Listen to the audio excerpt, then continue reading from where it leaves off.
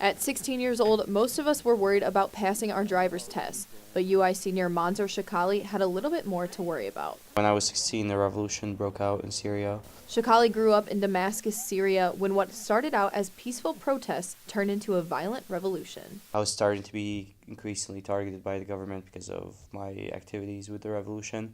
Shakali fled to the United States to get away from the war and moved in with his brother in Des Moines.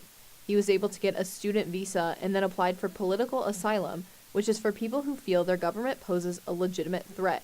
The decision on that status is still pending. The government granted Shakali temporary protected status, or TPS, which stays valid for 18 months. Shakali's TPS was set to expire in March, but the government is required to make a decision on renewal 60 days before its expiration. And it was a pretty stressful couple of weeks. It was exhausting in general, just the idea of having to deal with what's going to happen, because I really didn't know what was going to happen. On January 31st, the government decided to renew Manzur Shakali's temporary protected status, allowing him to stay in the country for another 18 months. It was a weight lifted off my shoulder when I figured it out, when I found out that it got renewed. Shakali is already looking into other options if his TPS does not get renewed in 18 months. All he knows is that going back to Syria is not an option.